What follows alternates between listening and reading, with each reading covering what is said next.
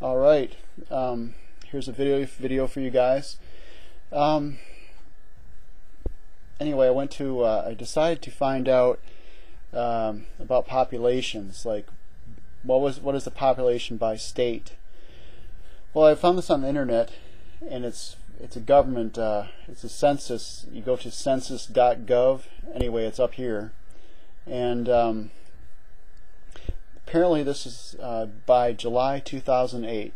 Now, why am I even doing this, one might ask? Well, it gives me for example, it gives me the total number of people that are in the United States, and it also lists state and the population that is supposedly in it. Now, like I said, why am I doing this? Because I want to. It actually connects to other data which I have. I'm going to go to the other picture real quick here. Now, this is the item of bankruptcy by state. All right.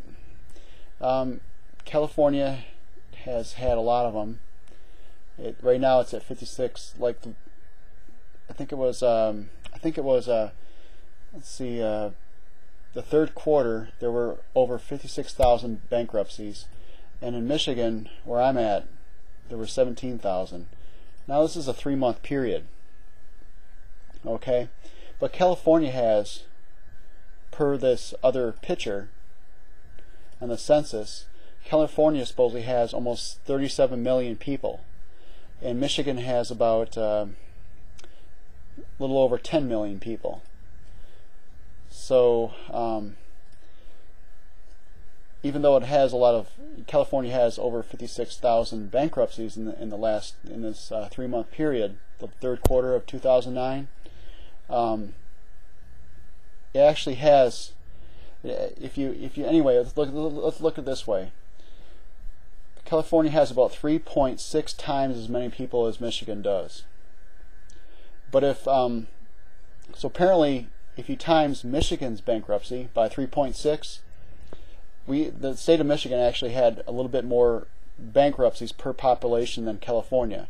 And I'm not sure if any other state beat Michigan. So, Michigan, congratulations. You got the most bankruptcies.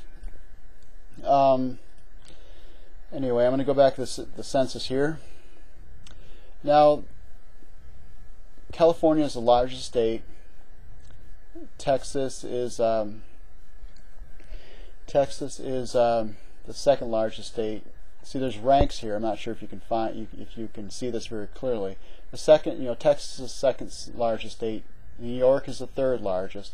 New York has about 20 million. Texas has about a little over 24 million. And California's got jam-packed with 37 million.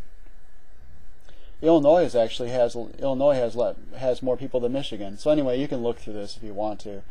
But nonetheless, here's another reason why I looked at this.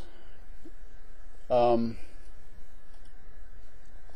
other reason why I looked at this is because, let's say the New World Order is going to send troops to areas, okay, to handle populations.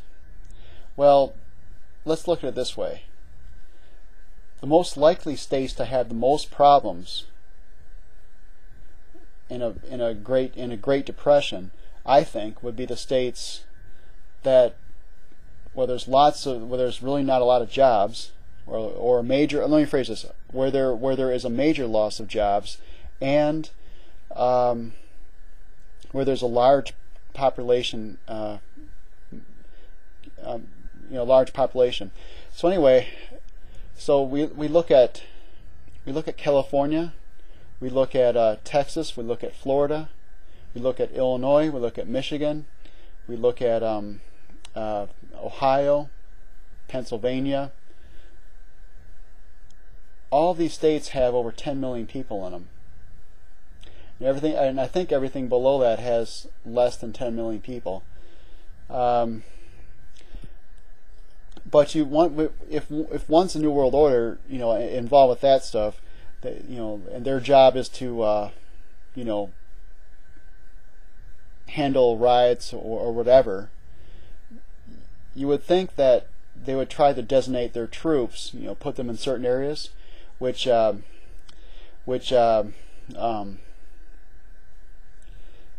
would be more likely to have problems, with violence and stuff like that. So I think California, probably Michigan, Texas, and those 3 states in particular, and Florida, those are the states I think they would probably be interested in. So anyway, so if the way I look at it, if you are looking to move out of your state, I'm going to see how much more time I have here so I don't go over this.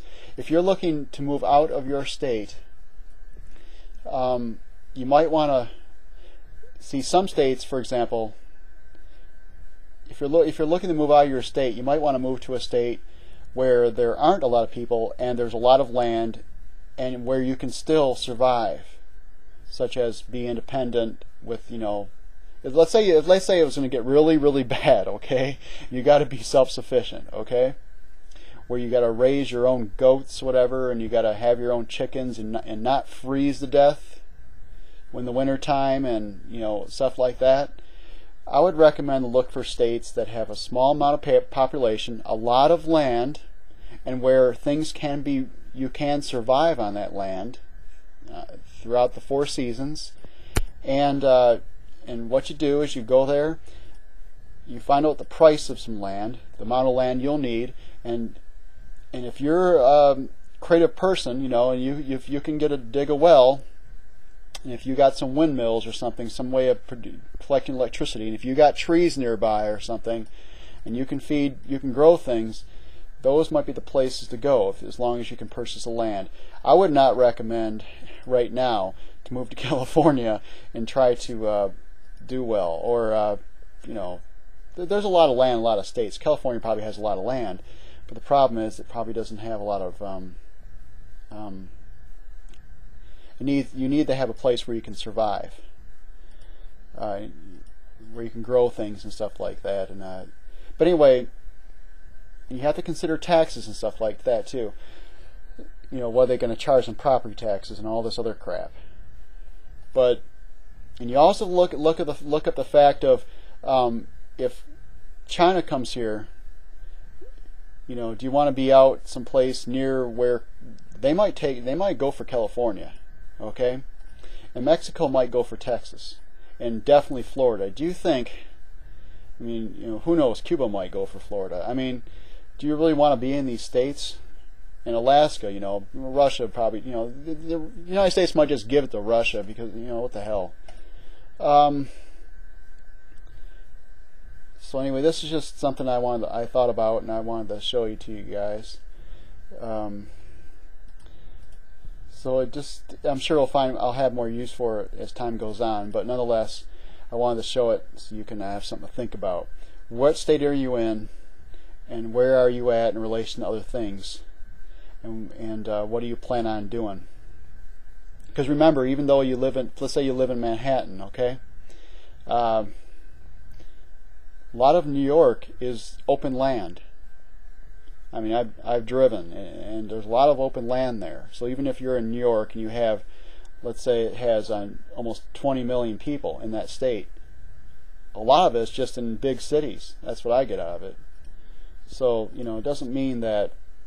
But if you move to some land, you better, and if you're not paying for it, you better, probably someone does own it, and they might be willing to blast your ass if you get on it, okay? So you might want to think about just buy something if you can, buy it on credit card or something. Just talk to your attorneys, just so in case if it gets that bad where you default on your credit card, where they can still not take the land, just so you have your land. Humans lived years ago without electricity and stuff like that, and they still made it. So there's my story, okay? I'm going to shut this off now once I can. Okay.